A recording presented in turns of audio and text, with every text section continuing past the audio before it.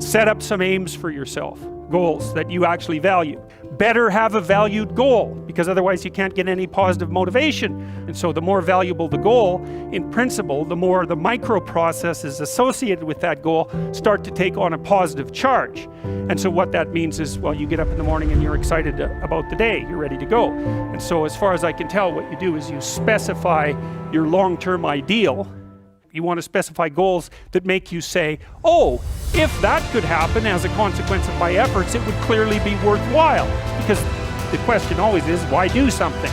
Because doing nothing is easy. You just sit there and you don't do anything. That's real easy. The question is, why would you ever do anything? And the answer to that has to be because you've determined by some means that it's worthwhile. And often people won't specify their goals because they don't like to specify conditions for failure. So if you keep yourself all vague and foggy, which is real easy, because that's just a matter of not doing as well, then you don't know when you fail. And people might say, well, I really don't want to know when I fail because that's painful. So I'll keep myself blind about when I fail.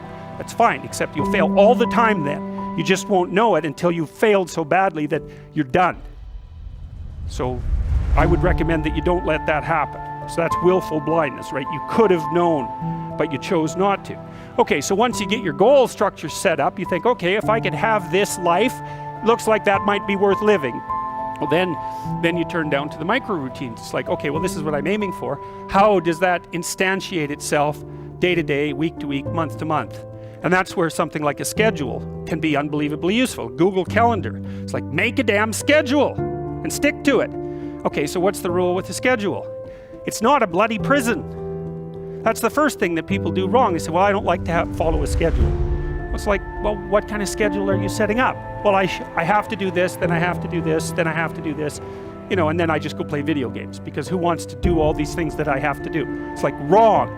Set the damn schedule up so that you have the day you want. That's the trick. It's like, okay, I've got tomorrow. If I was going to set it up so it was the best possible day I could have, practically speaking, what would it look like?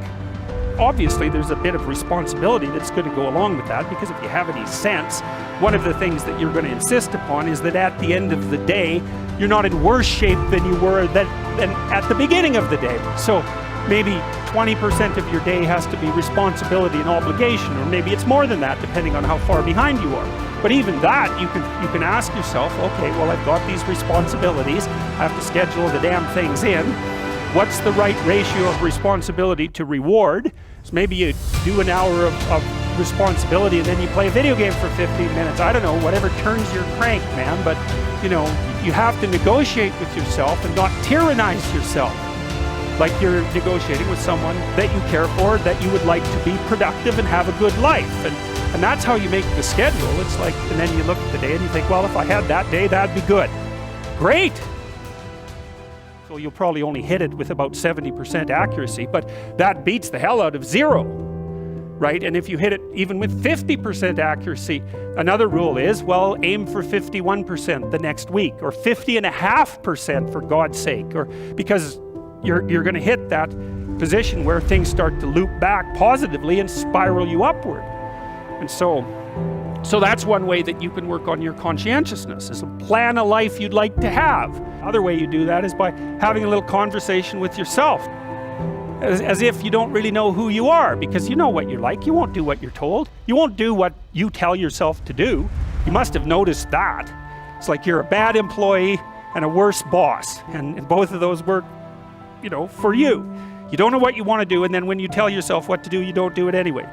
My point is that you have to understand that you're not your own servant, so to speak. You're someone that you have to negotiate with, and you're someone that you want to present the opportunity of having a good life to. And that's hard for people because they don't like themselves very much. So, you know, they're always like cracking the whip and then procrastinating, and cracking the whip and then procrastinating. And it's like, God, it's so boring and it's such a pathetic way of spending your time.